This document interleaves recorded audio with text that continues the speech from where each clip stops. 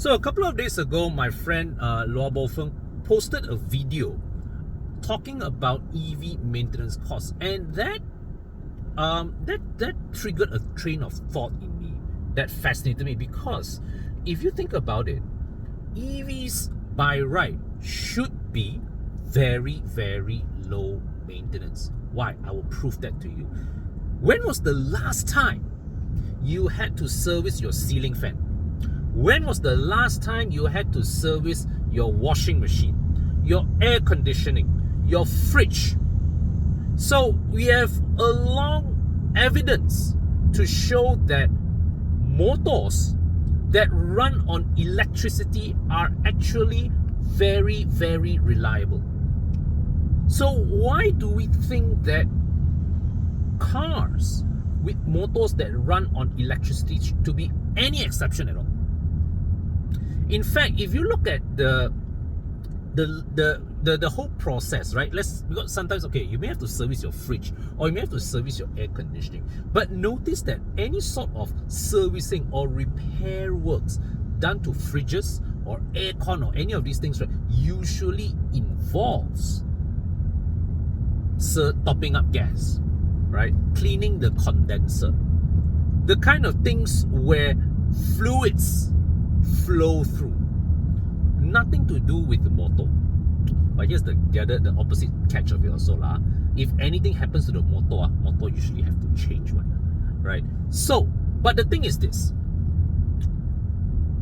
As a civilization, humanity has easily 100 over years experience making electric motors and making them run reliably. The basic principle in your EV motor is no different from the motor that runs your ceiling fan, from the motor that runs your washing machine, from the motor that runs your vacuum cleaner. It is just a series of magnets with electricity. I mean, I'm oversimplifying. So with the car, it's absolutely no difference, right? But of course, an EV, even with that awareness, right? An EV, there's no way. We also know that there's no way it can be maintenance free. Why?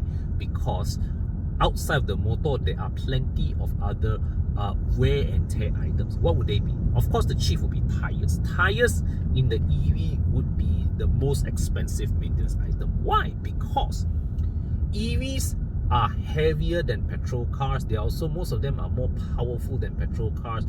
You would expect tire wear to be more severe. And of course, the other thing that's managing all that extra weight, all the extra power is what? The suspension. So I would expect your arms, your absorbers, your bushes, all will also wear a lot faster compared to a traditional petrol car. Now, the other wear and tear item, of course, will be the brakes, but this is where the EV's brake wear is significantly lower than a petrol car. Why? Because most of the stopping or slowing down in an EV happens using regenerative braking, right? Means the motor itself helps to slow the car back down by recuperating all the kinetic energy and turning it into electricity. So your brakes should last a lot longer in an EV compared to a petrol car. Now, the other critical wear and tear item, and this one is not often talked about, I believe, would be the cooling system. Because just like our engines need to be maintained at a very specific operating temperature, the battery of an EV also needs to be maintained at a very specific operating temperature. So the cooling system is something that in an EV is something that I would pay attention to. And of course, here in Malaysia, your air conditioning is also something that needs to be maintained, right? Of course, you top up gas and all that. So of course, now that leaves us with the battery, which is the most critical component of an EV. Now, we already have evidence that and the data to show that EV batteries are exceptionally reliable. And I mean exceptionally reliable. How do we know this? Because more and more car makers are giving longer and longer warranties for their EV batteries. All right, it's like your EV can come with 3-year warranty, 5-year warranty, and then suddenly the battery got 8-year warranty. So if you think about it, the car maker would warranty your battery longer than they warranty, let's say, like your door handle, your side mirror, your seat motor, right? Which are components that we use a lot less frequent compared to the battery itself. Why are they so confident with that? Because they know, they already have the data to show that the battery is a very durable component, right? It's like even after 9 years, 10 years, these things still retain a reasonable amount of reasonable state of health that allow them to be feasible for day-to-day use, right? So the battery is the people worry about battery, right, is, in my opinion, overstated, because the evidence is that batteries is very, very unlikely to fail. In fact, chances are your petrol car would require an engine overhaul before your battery needs to be replaced. But what's the catch? So why are people still so fearful about EVs? The answer is simple. You see, the thing is that, right, with an engine, let's just say that, I mean, it's complex. It requires continuous maintenance, but there's always the option of overhauling the engine if things really go bad, right? There's always the option of rebuilding the engine, swapping in a half-cut unit. That option is not available for batteries just yet, right? Because when it comes, if really something happens to your battery, there's no fixing, there is no repair, there is only replacing, right? And the cost of replacing batteries right now is still not cheap. So the thing is, even though batteries have a significantly higher reliability, significantly lower risk of failure, but the underlying fact is that the price of failure is still significantly higher than in a petrol car, and that is why, you know, there's one reason why some people still have that uncertainty when it comes to adopting EVs as a feasible mode of transport, as a feasible a vehicle solution. So, but the thing is, so that then brings me to the next thing, right? With EVs, right, we've already established that, okay, the cost of replacing the battery is going to be high, but the reality also is that there is truthfully very, very little in terms of periodic maintenance needed for an EV. And this is where it affects the car industry down to the level of its business model. Why? Because I had this example, this conversation many years ago with representatives of a car brand. Okay, now I'm not going to name this car brand because what this guy is saying is general to all car brands. Basically, right, for anybody taking up a 3S dealership, to set up a 3S dealership, your profit generators is not car sales. Your path to recuperating your investment is really your service intake.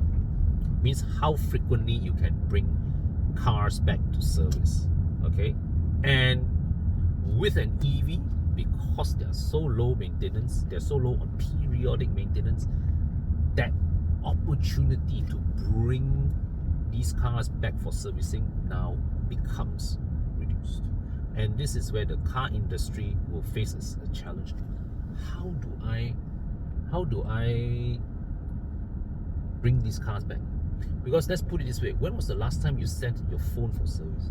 When was the last time you brought any of your electronic devices for servicing? You don't. Most of these, you buy one shot. That means that the pressure now is on you to make your entire profit during the sale. All right, but you are doing it now in a business model, in a business ecosystem that is accustomed to monetizing its customers repeatedly for at least the first 2 to 5 years, right? And this is where I foresee a possibility in the future that how the car makers will entice you to come back to the official service center will be in the form of software updates, right? So of course now a lot of car makers, they still give you free over-the-air software updates, right?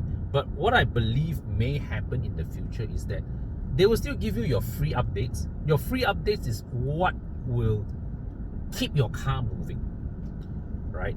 But what is it that you would be paying for?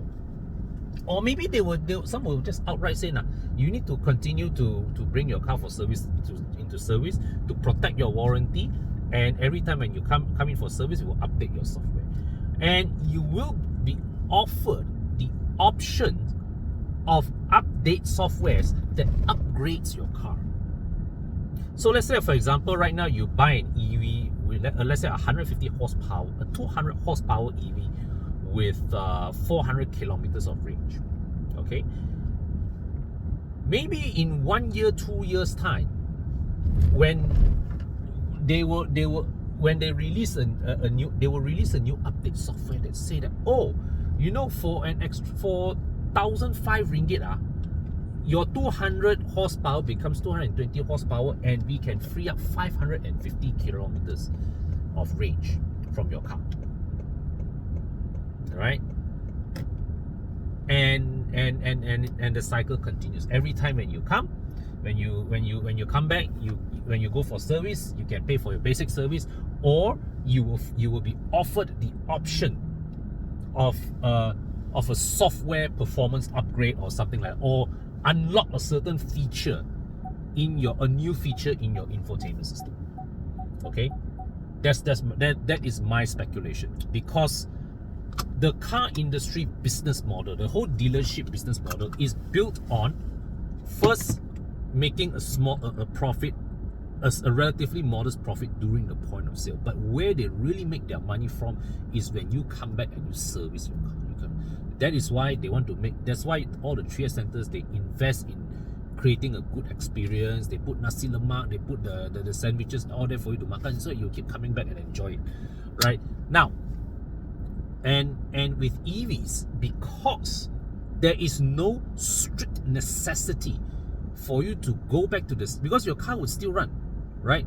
Where they would want to entice you back, I believe, in the future, right, would be to get you to keep paying after you buy the car, would be in the form of software upgrades. That is my view, my prediction. But do let me know your thoughts.